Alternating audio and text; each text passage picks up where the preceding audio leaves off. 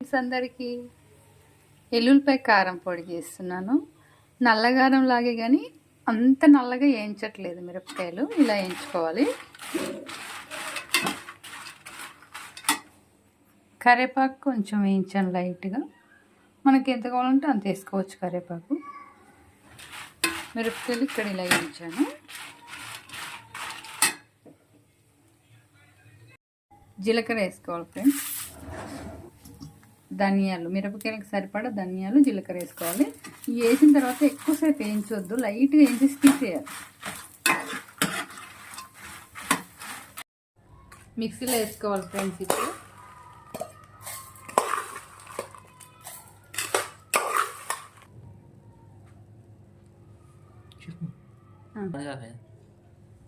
ఇప్పుడు మనకి ఎంత ఇష్టమైతే అంత, కొంచెం లేదా కొద్దిగా ఎక్కువ తినాలనుకుంటే ఎక్కువ వేసుకోవచ్చు, మంట తక్కువ ఉండాలనుకుంటే. ఉప్పు సరిపడా వేసుకోవాలి.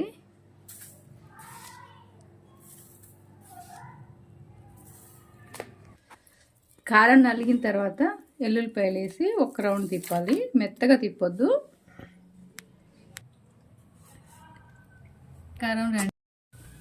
కారం పొడి రెడీ అయింది ఫ్రెండ్స్. భలే టేస్టీగా ఉంటుంది. వేడన్నంలో, ఇడ్లీలో తినడానికి చాలా బాగుంటుంది నెయ్యి వేసుకొని తింటే.